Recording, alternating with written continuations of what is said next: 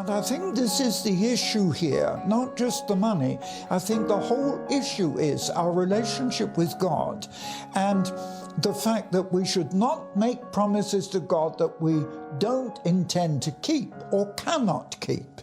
I mean, yes, we're all human, but we should not deceive ourselves and God. And I want to just remind you, if you don't keep your promises with God, why do you expect God to keep every promise with you?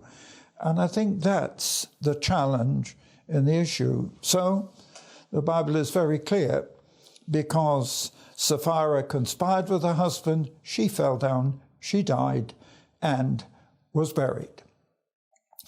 Now we come on to a totally different side. That was really the difficult part. All I can say is that this did create a great deal of fear, so that when you come to verse 12, the disciples performed many miraculous signs and wonders, and yet all the believers used to meet together at part of the temple known as Solomon's Porch.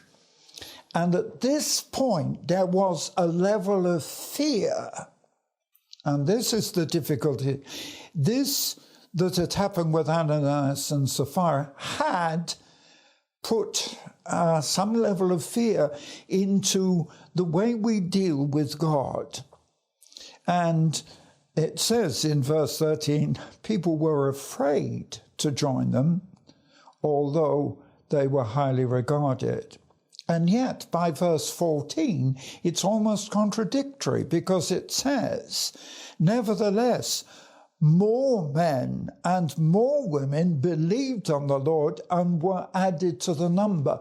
To me, it's quite clear at this stage that there is a division between those who are living together in common and those who were merely outside, were accepting and being believers. There is a clear difference here, and it's highlighted. There was a group of them meeting in Solomon's temple and spending their time there, and then you have the other new converts who are coming in who are not joining that smaller group.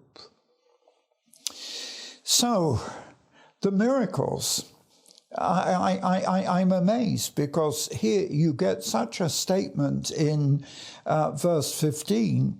As a result of what was happening, people brought sick people into the streets, laid them on beds or mats, so that even Peter's shadow might fall on them as he passed by.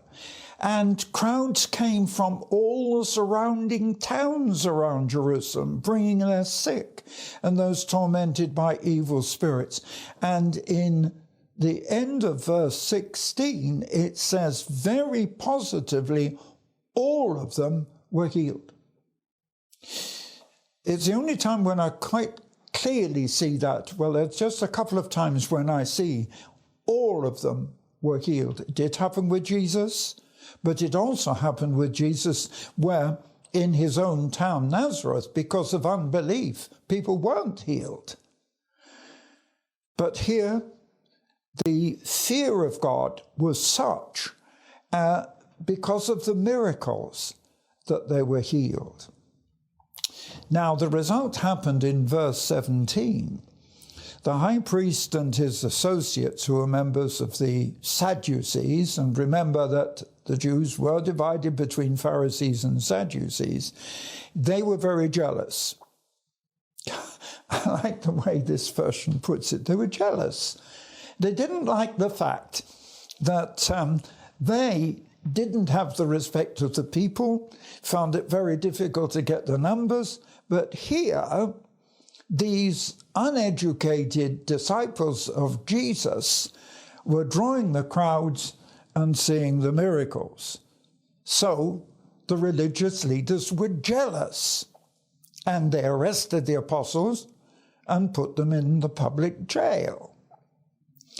But during the night, an angel of the Lord opened the doors of the prison and brought them out and said, "Go, stand in the temple court and tell the people the full message of this new life." So the angels were obviously visible. These are not spirits. And it says very clearly, an angel of the Lord actually opened the doors of the jail and brought them out.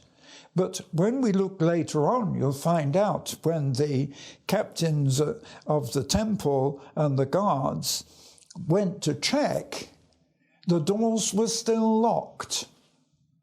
I'm always intrigued by this because when I was in that prison in Czechoslovakia in 1972, 50 years ago, just over 50 years ago, the amazing thing was that while I was praying, I really challenged the Lord. And I literally said, I didn't have a Bible in there, all the Bibles were confiscated, or 10,000 of them. And I was really challenged because I said to the Lord, look, 2,000 years ago, when Peter and John were put in prison, when Paul and Silas were put in prison, on both occasions, you opened the doors and got them out. In this case, you took them invisibly through the doors. With Paul and Silas, you broke the chains. So I said, Lord, if you could do that 2,000 years ago, you can do more today, because I challenged God and I said, look, I believe that you, Lord, are 2,000 times more powerful than you were in the days of the Bible. That's 2,000 years ago. Your power doesn't diminish or lessen. This is a challenge to the church. God's power does not diminish or lessen. Unfortunately, the attitude of the church is that it does. And so many say you can't expect the same miracles to happen today as happened in the days of the Bible. It was different. It isn't the same today. No, it isn't the same. God's power today is actually stronger than it was in the days of the Bible, and I can prove it because I simply said to the Lord, you have the power, get me out. And you know the story. Yes, all right, I was in the prison for a year, but when the release came, God had revealed to me 6 months in fact, more than 6 months, it's nearly 8 months in advance, God showed me the exact day that I would be out. Firstly, that I would be speaking in the Royal Albert Hall in London at the Easter Convention, which gave me a date.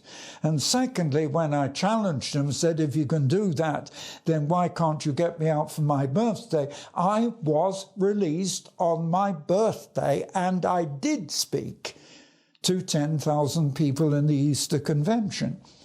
So you see that was a powerful miracle, not only because God sent the British Prime Minister, and when you look, and we've seen the historic records now that are on public display, that the government did not want me released, and that's why for the Prime Minister to come, it was a much bigger miracle than you realize. But the whole thing is this. People try to say that we can't see these miracles today because God's power is not the same. I'm sorry, God's power is greater today, and I'm in the business of proving it.